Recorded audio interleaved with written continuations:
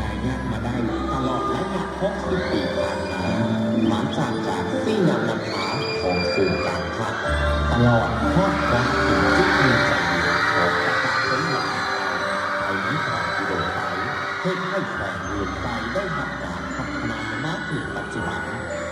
และตอนนี้พวกเราน้องนักเรียนสั้นม .6 จากโรงเรียนม.หมายเลี้ยงจากโฮจิมินห์ขอส่งเสริมแขวงอุดมไซครบรอบ60 ปีอย่างมีใสมั่นยืน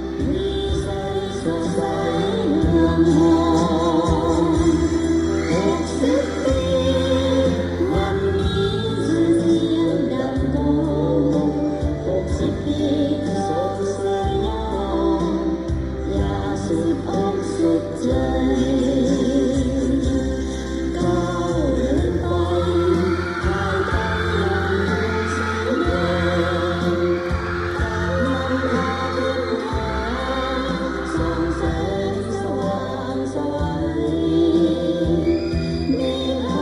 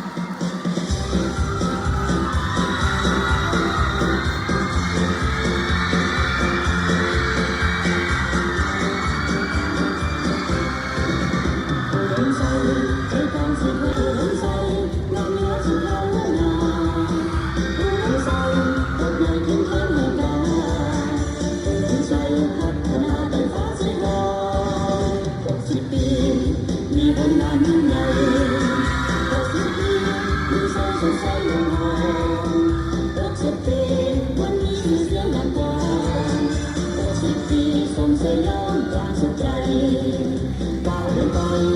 ใต้ห้องทุกสีแดงการนำพาเป็นแรงส่งแสงสว่างสวยมีทางบังคับเราก็สร้างต่อไปจนถึงวันใสวันไหนมีใจนั้นยืน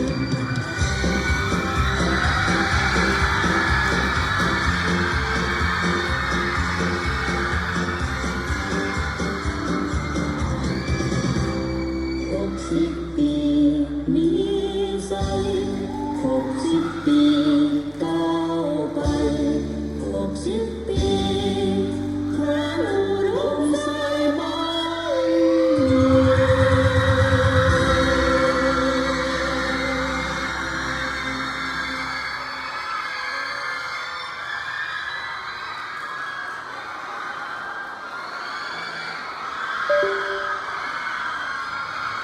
เจ้าเราจะลุกไปงานก่อแมนเบิร์นพรสมเสย60 ปีอุดมไซส์มันยืน